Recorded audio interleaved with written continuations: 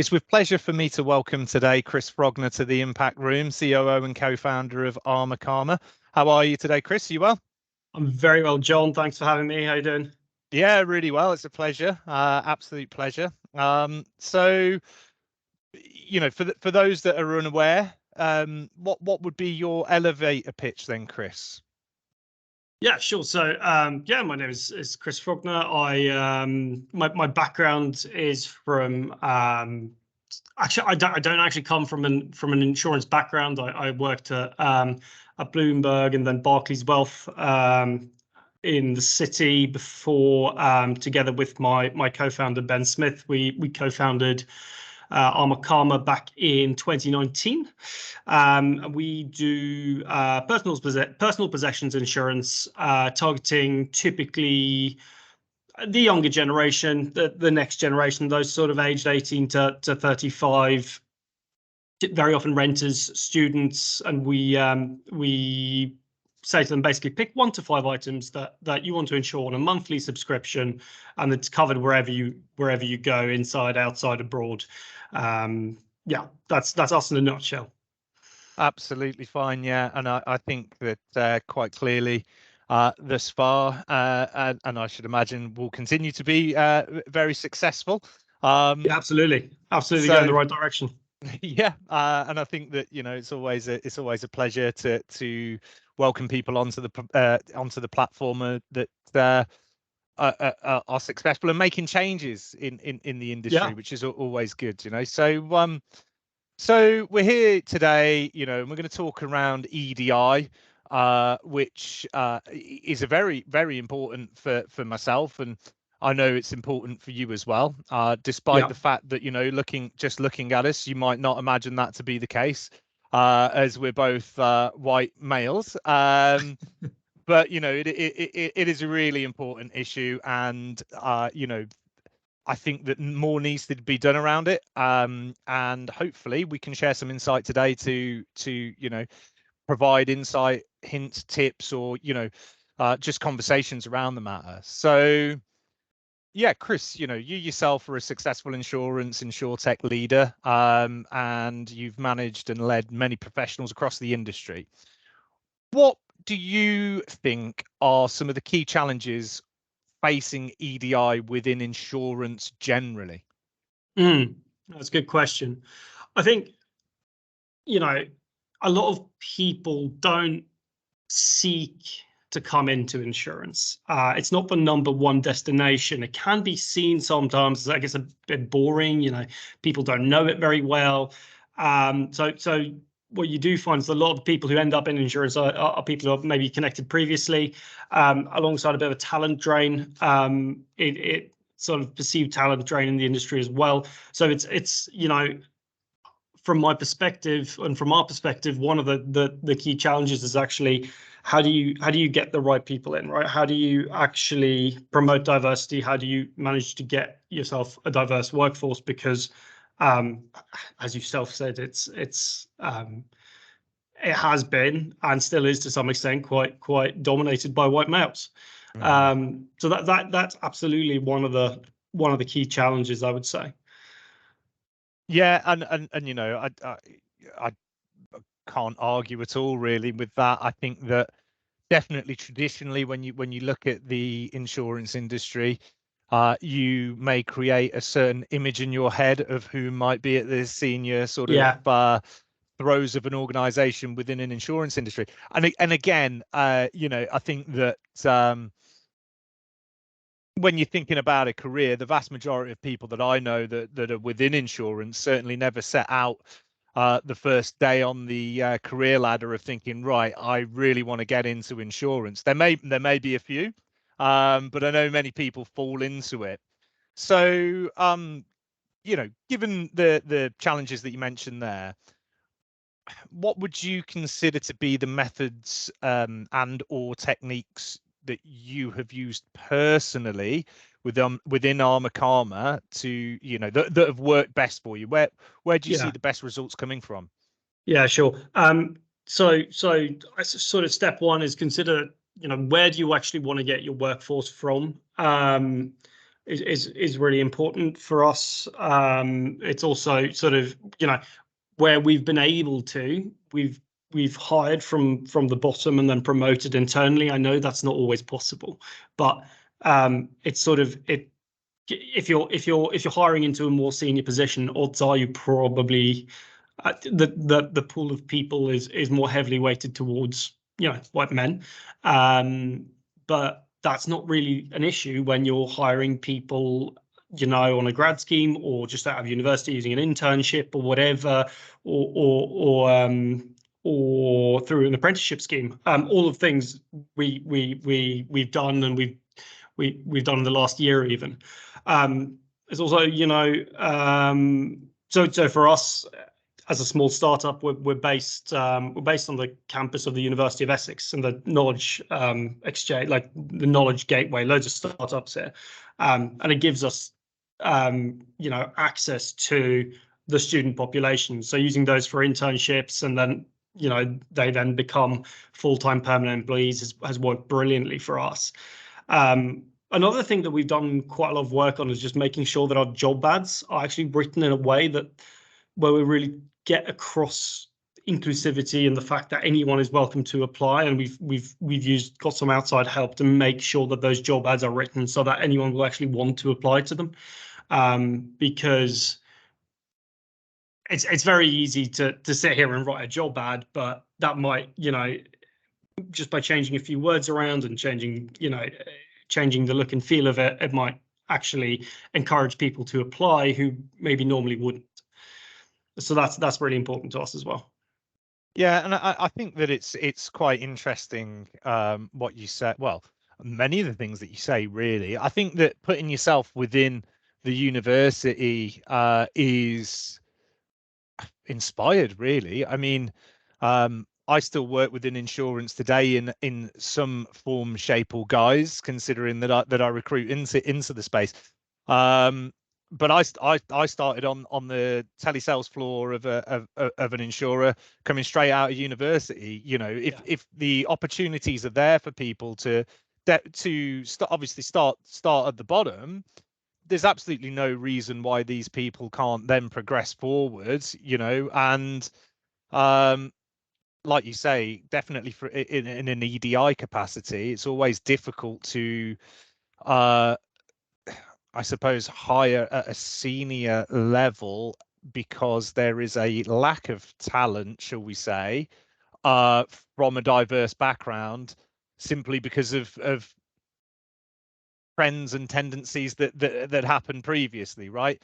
And I think the building a career in insurance, as much as nobody really sets out their stall to do so, I think it's a great industry to work in, and definitely seeing what you guys are doing at the moment. There's a lot of change, a lot of transformation going on in the industry, and yeah, I think if you're front and center of people's minds when they're at university, along with the ethos and culture that you guys are promoting, and doing so through job adverts and using different terminology, different wordings, and getting people on board, there's absolutely no reason why the next generation of super talented, diverse talent can't be coming through the industry, can't be coming through, Arma Karma, and making it all the way to sort of CEO levels, wherever that may be, right? And I think that one of the biggest thing is promotion in that perspective. And I think it's just getting people involved really within insurance that may not have considered it as a sort of future career prospect previously.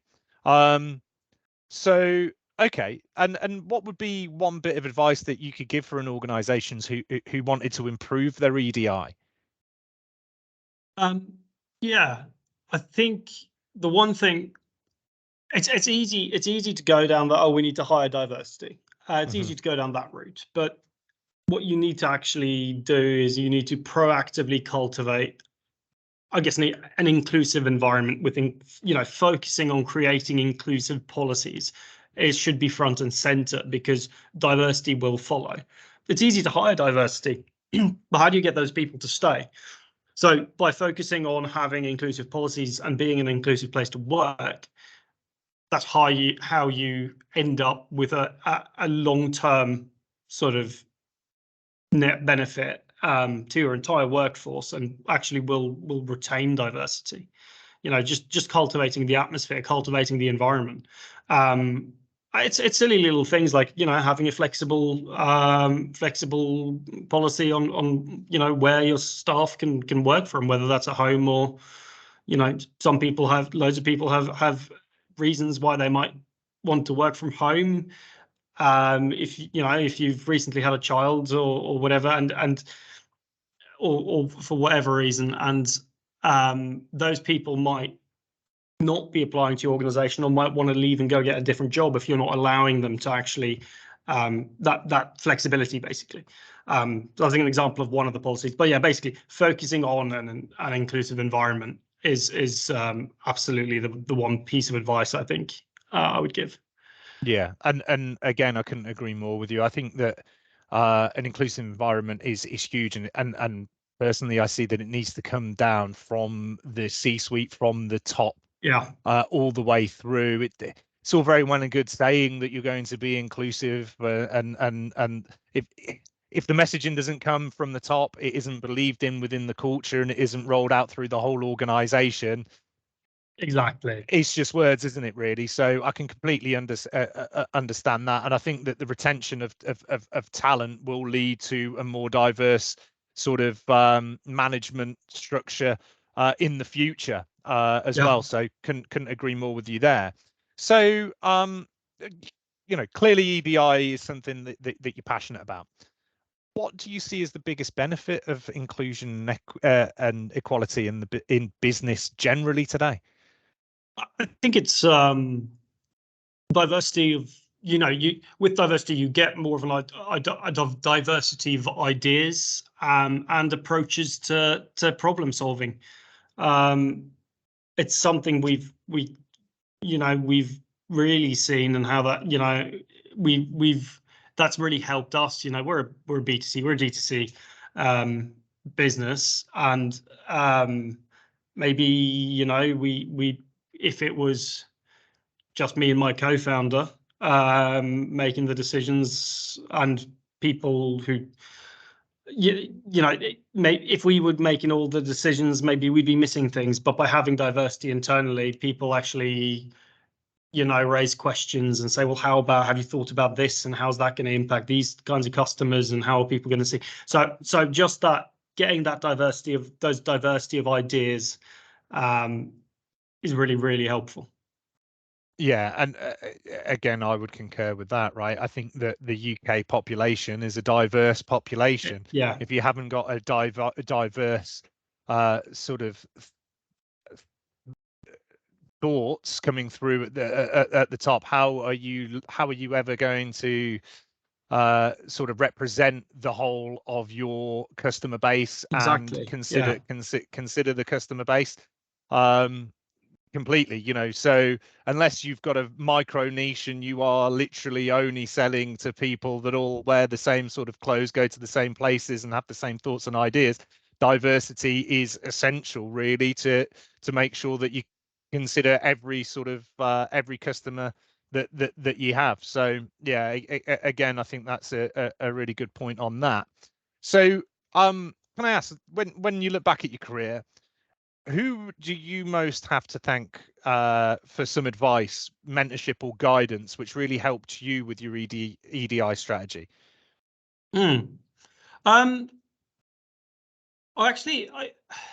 Specific person is difficult. I mean, I used to work for Barclays, and actually, it was quite interesting to see sort of the policies they had and the programs they had to actively encourage diversity. They were some really good programs there. And they had some way to go on inclusive policies, still as everyone does, but seeing them sort of really starting to focus on that. So I would say some of those programs and what they were trying to do absolutely has sort of put it front and center of my mind before before, founding Arma. Obviously, I was quite junior at the time compared to the people sort of making those decisions higher up. But, I had an informal sort of mentee at the time, and I was encouraged to set up a mentorship scheme internally and stuff. So it was really good. I think for a specific person and sort of something more recent and ongoing, one of our board advisors, Sean Milley, she's the founder of Bright Blue Hair. She's provided a lot of support and guidance both to me and my co-founder on sustainability, and obviously ED&I naturally sort of falls into that. So she's been a fantastic addition to sort of our wider team. Just help make sure that we're asking the right questions, that we're making the right decisions, and implementing the right policies for our staff.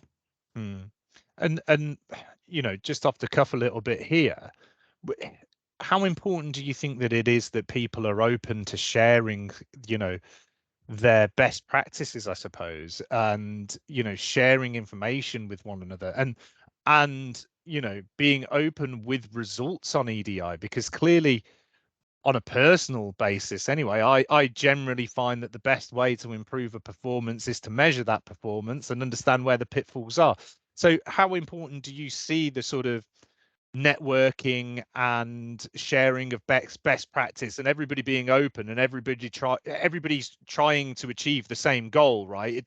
It shouldn't necessarily be we're doing this better than you or you're doing that wrong. It should be more holistic, and let's all look at best practice and what we can do.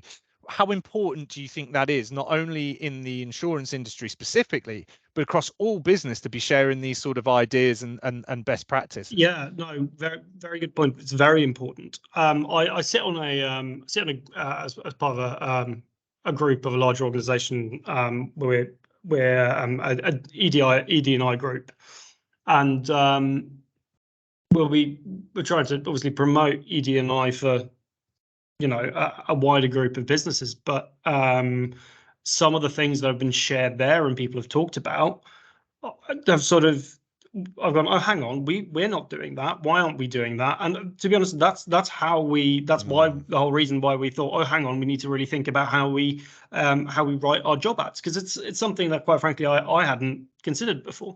That idea came from someone else who shared that with the wider group, and we went, that's great. So yeah, no, everyone has, or should have pretty much the same goals here, right? But everyone will be coming at it slightly differently. So to create a conversation about it and make sure that we're all sharing best practice, absolutely, hugely important. And my next question, I know that we've sort of reflected on it earlier in this conversation, but how important do you think that it is that message and belief, I guess, in the culture and inclusivity is to come from the top? That agenda really needs to be pushed from the C-suite and the board, in my opinion. How important do you feel that is within an organization to get it to get the policies and the strategies of EDI to actually work effectively? Yeah, sure. No, it's absolutely paramount. I mean, as you said, ultimately everything comes from the top, right? People talk about getting buy-in from leadership on ED&I, but I think they, the C-suite and the top table, that needs to be, they need to be the ones who are actually making the decisions and implementing the right policies. Because it's easy to talk the talk and say, oh yeah, we care about inclusivity and diversity, and then pass it on to some department head or something. But I think it's talking the talk versus walking the walk, right? I think without buy-in from the people at the top, I don't think it's going to have the same impact. And I think priority and focus from the top as well. Like you say, I know that obviously in a busy world in insurance, and geez, the last year has been a hectic one with the cost of living and claims and all the rest of it going up, cost of service. But to have the passion to the ED&I strategy, to prioritize it and keep it up there with one of the most important things to the organization is clearly needed to keep things going in the right trajectory. It's all very well and good setting something off and saying, look, these are the great results. As soon as you stop focusing, or as soon as you stop supporting something, whether that be ED&I strategy or whatever strategy it is, it's only going to regress, right? So yeah, I completely agree. It has to come from the top. I think it needs to be taken seriously, and it needs to be seen as a paramount journey and strategy across time, really. So couldn't agree with you more there. But look, Chris, I mean, it's been a pleasure speaking to you about your views and thoughts on ED&I. Unfortunately, we only have a short period of time to discuss this topic, which obviously is absolutely huge, vast and wide.